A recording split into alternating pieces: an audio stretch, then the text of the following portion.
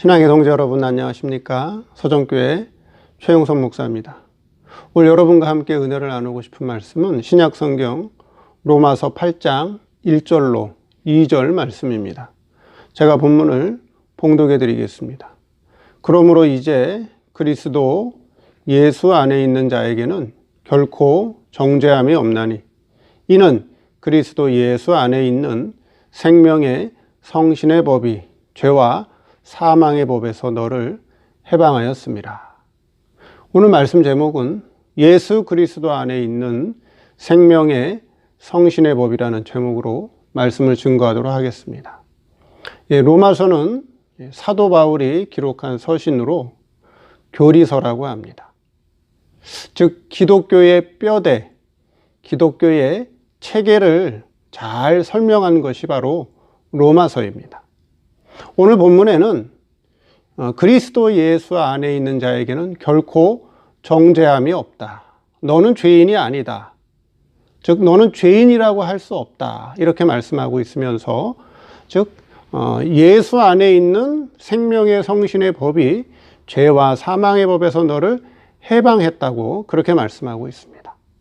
그러면 죄와 사망의 법이 무엇인지, 그리고 생명의 성신의 법이 무엇이길래 어떻게 해서 죄와 사망의 법에서 우리를 해방했는지, 즉 하나님의 택한 자녀, 즉 이 세상의 모든 피조물이 어떻게 죄와 사망의 법에 갇히게 되었으며 하나님의 자녀들이 그 죄와 사망의 법에서 어떻게 해방되었는가에 대해서 설명을 하고 있는 거죠.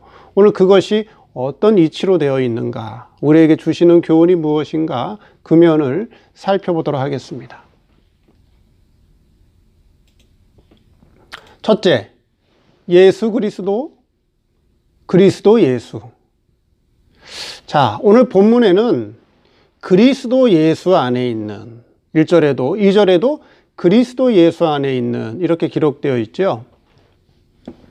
자, 그리스도라고 하는 뜻은 기름 부음 받았다, 기름을 부었다라고 하는 그런 의미를 가지고 있는데, 그리스도라고 하는 것은 성자 하나님이 성부 하나님에게 받은 신성적 직분의 명칭입니다. 그 기름 붓는 의식은 구약의 왕, 제사장, 선지자를 세울 때 머리에 기름을 부었습니다. 그런 그리스도라는 그런 직분의 명칭이 구약 성경에는 여호와로 나타났고, 신약에는 직접적으로 그리스도로 나타나게 됩니다. 그럼 머리에 기름을 부었다는 것은 어떤 의식인가? 그것은 성경의 기름은 성신 역사를 상징적으로 표현합니다. 즉 성자 하나님이 하시는 일에 성신 하나님이 돕는다는 그런 의미가 있다는 거죠. 그래서 성자 구원의 법적 책임, 성자 구원의 법적인 책임은 그리스도로 완성했지만, 성도 구원의 실질적인 구원의 은혜를 입히는 것은 그것은 성신 하나님이 한다는 것입니다. 성도 구원의 총 책임자는 성부 하나님이요, 그 일을 법적으로 완성한 자는 성자 하나님이요, 실제로 성도를 죄와 사망에서 해방시켜 구원의 은혜를 입히는 분은 바로 성신 하나님이다 하는 것입니다. 신약 성경은 헬라어로 기록되어 있습니다. 어순이 한글과 다릅니다. 어순이 영어와 같아요.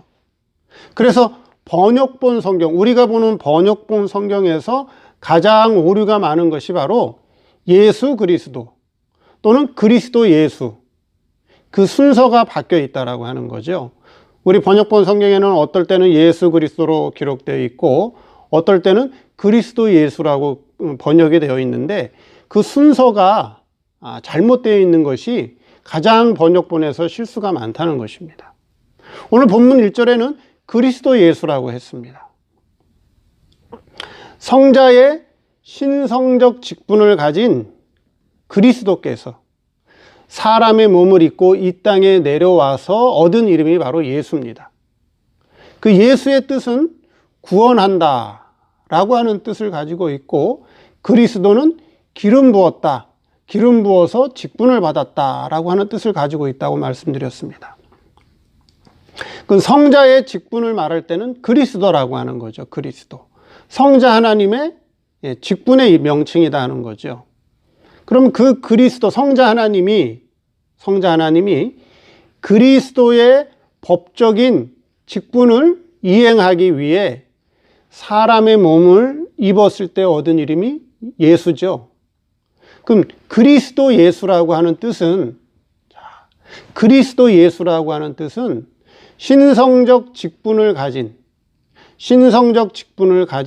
성자 하나님이 성도의 법적 구원의 사역을 완성하기 위해 사람의 몸, 즉 예수의 몸을 입었다.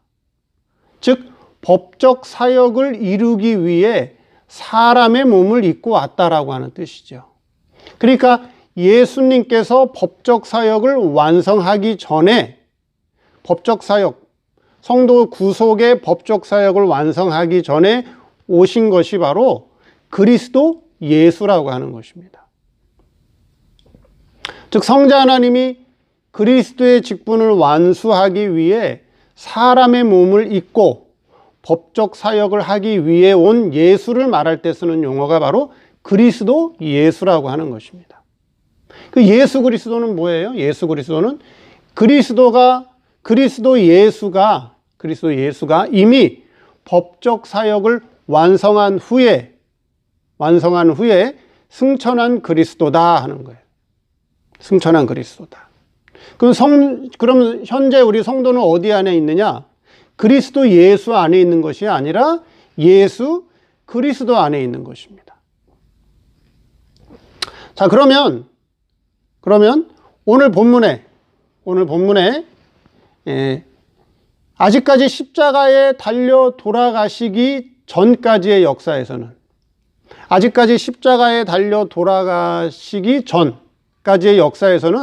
그리스도 예수라 기록해야 되고 십자가에서 법적 사역을 완성하시고 승천한 후에는 예수 그리스도가 되어서 예수님이 우리의 구주가 되는 것입니다. 그럼 본문에 그리스도 예수 안에 있는 자에게는 결코 정죄함이 없나니, 이 표현은 잘못된 표현이라는 거죠. 그리스도 예수 안에 있는 자라고 하는 것은 아직 법적 사역을 완성한 후에 사용해야 될 말이기 때문에, 정죄함이 없나니 이 표현은 법적 사역을 완성한 후에 사용해야 될 말이 되기 때문에, 그렇다면 그리스도 예수가 아니라 예수 그리스도 안에 있는 자라고 번역해야 바른 표현이라고 하는 것입니다. 즉 예수 그리스도 안에 있는 자에게는 결코 정죄함이 없나니, 이 표현이 맞는 표현이라고 하는 것이죠. 그러면 예수 그리스도 안에 있는 자에게는 왜 결코 정죄함이 없느냐? 구원을 받았기 때문에 그렇다는 거죠. 누가요? 성도의 영이 중생을 받았기 때문에, 구원함을 받았기 때문에 정죄할 수 없다라고 하는 것입니다. 근데 중생한 성도라고 할지라도 성도의 이성과 육체는 어디에 있다고요? 죄와 사망 아래에 있다라고 하는 것입니다. 중생한 영만, 새 사람만 예수 그리스도 안에 있는 것이고, 그렇죠? 성도의 이성과 육체는 아직도 죄와 사망 아래에 있다는 것입니다. 그런데 오늘날 교회에서 성도들이 착각하고 있는 것이, 성도가 구원받았다 그러니까 이성과 육체도 구원받은 것으로 알아요. 이성과 육체까지도 예수 그리스도 안에 있는 것으로 안다는 거죠. 그게 아니라 성도의 중생한 영만 예수 그리스도 안에 있고, 이성과 육체는 아직도 죄와 사망 아래에 있다는 것이죠. 자, 그래서 그 로마서 7장 24절에 사도 바울이 이렇게 말씀합니다. 오호라, 나는 공고한 사람이로다. 이 사망의 몸에서 누가 나를 건져내랴. 이성과 육체는 아직도 죄와 사망 아래에 있다는 것이죠. 자, 그러나 중생한 영, 새 사람은 예수 그리스도 안에 있기 때문에, 구원받았기 때문에 다시는 정죄함이 없다. 그 표현이 맞는다라고 하는 것이죠. 자, 그래서 그리스도 예수라고 하는 표현보다는 예수 그리스도. 그러므로 이제 예수 그리스도 안에 있는 자에게는 결코 정죄함이 없나니라고 하는 표현이 바른 표현이라고 하는 것입니다. 자, 두 번째, 죄와 사망의 법. 자, 본문 2절 말씀에도 그리스도 예수가 아니라 그러면 뭐가 되겠죠? 예수 그리스도라고 하는 표현이 맞는 표현입니다. 그럼 이 세상이 물질 세상이 어떻게 죄와 사망에 갇히게 되었는가 하는 것이죠. 자, 창세기에 나오는 에덴 동산에는 생명나무가 나오고 선악과 나무가 나오고 그리고 일반과 나무가 나옵니다. 창세기 2장 17절에 나오는 선악을 알게 하는 나무가 바로 공의의 율법을 상징하는 나무입니다. 선악과는 창조주와 피조물 관계에서 창조주가 피조물을 공정하게 다스리는 법이 바로 공의의 율법이다. 그 선악과 나무는 바로 공의의 율법을 상징한다는 것이죠. 그 공의의 율법이 주관하는 세계, 창조주와 피조물 관계에서 공의의 율법이 주관하는 세계는 일반 은총의 세계다 하는 거예요.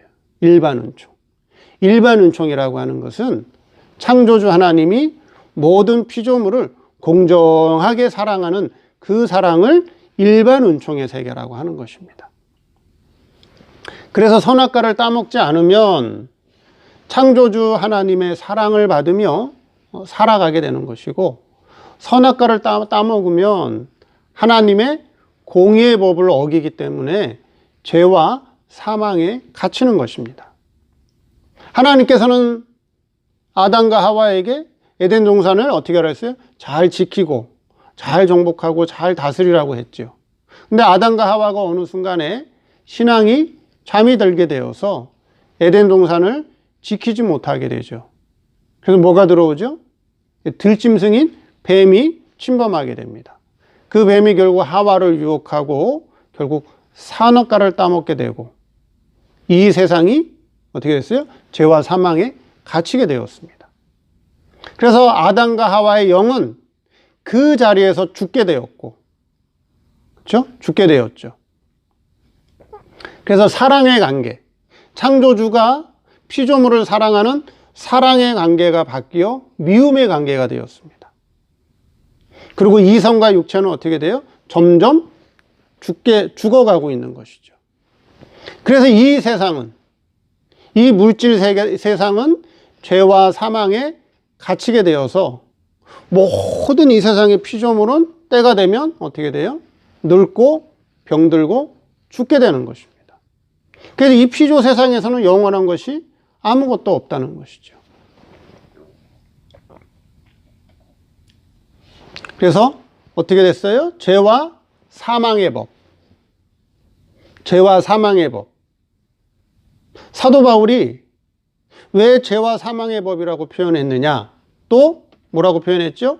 생명의 성신의 법이라고 표현했느냐? 그건 바로 에덴 동산 안에 있는 선악과 나무와 그 다음에 생명과 나무를 해석을 한 거예요. 우리에게 해석을 해 주신 거예요. 선악과 나무가 뭐예요? 뭘 상징하냐 하는 거죠. 생명과 나무가 뭘 상징하냐 하는 거예요. 그게 무슨 저 배나무도 아니고 사과나무도 아니고 감나무도 아니잖아요. 그 선악과 나무는 선악을 알게 하는 나무인데 그걸 따먹으면 정말 죽는다. 그걸 안 따먹으면 나 창조주 하나님의 사랑을 받으며 살아갈 거다. 그게 뭐냐는 거죠. 그걸 사도 바울이 해석해 주기를 그게 죄와 사망의 법, 즉 공의의 법을 상징한다. 그 다음에요, 오늘 세 번째, 생명의 성신의 법이 나오잖아요. 그렇죠? 세 번째, 2절 말씀에 생명의 성신의 법. 그럼 생명의 성신의 법이라고 하는 건 뭐냐?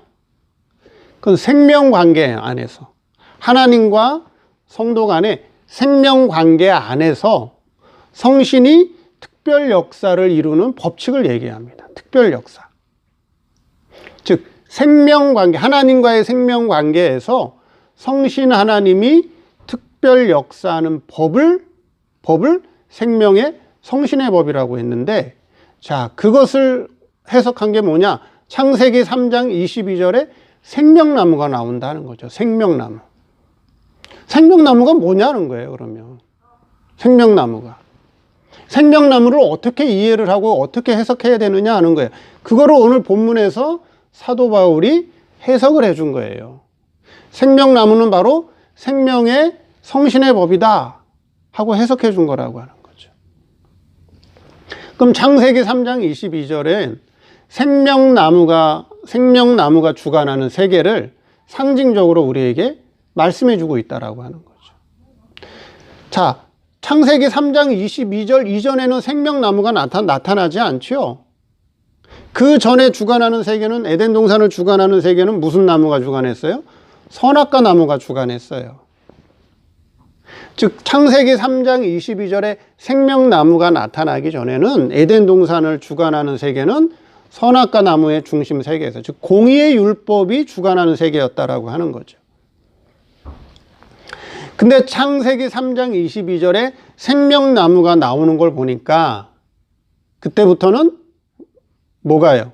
공의의 율법이 아니라 생명나무, 즉 생명세계, 즉 사랑의 세계가 주관하는 세계가 나타나게 되었다라고 하는 거죠. 창세기 3장 21절에 뭐가 나오죠? 하나님께서 가죽옷을 아담과 하와에게 입혀주십니다. 그럼 가죽옷이 상징하는 게 뭐죠? 가죽옷을 만들었다라고 하는 것은 희생제물이 있었다는 거죠. 보이지 않는 하나님의 어린 양의 제단을 통해서 어린 양이 죽고 그 어린 양의 가죽을 통해서 아담과 하와에게 입혀주셨다는 것입니다. 그럼 어린 양의 가죽옷, 어린 양은 뭘 상징하죠? 성경에? 우리 예수님이 어린 양으로 상징되잖아요. 그렇죠? 세례 요한이 예수님을 보고 뭐라 그랬어요? 보라, 세상 죄를 지고 가는 하나님의 어린 양이로다.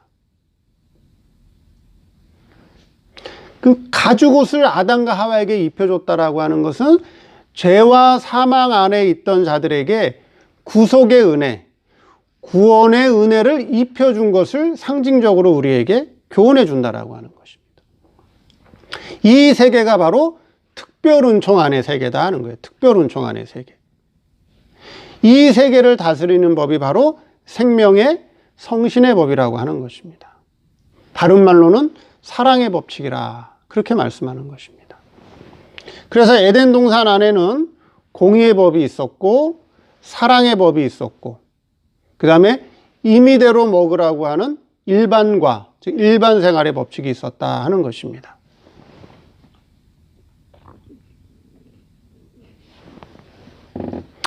자, 이 성신, 즉 생명의 성신의 법을 통해서 하나님께서는 아담과 하와를 살리셨죠. 그래서 공의의 법을 위반하여, 공의의 법을, 즉 선악과를 따먹은 공의의 법을 위반하여 공의의 법대로 처벌받은 것이, 그것이 사랑의 자리에서 쫓겨나서 미움의 자리에 있게 된 것이 죄와 사망의 법이었습니다. 즉 창조주의 사랑을 받던 피조물 자리에서 쫓겨나 미움의 자리에 있게 된 것이 죄와 사망의 법이었습니다. 그러면 생명의 성신의 법은 뭐냐?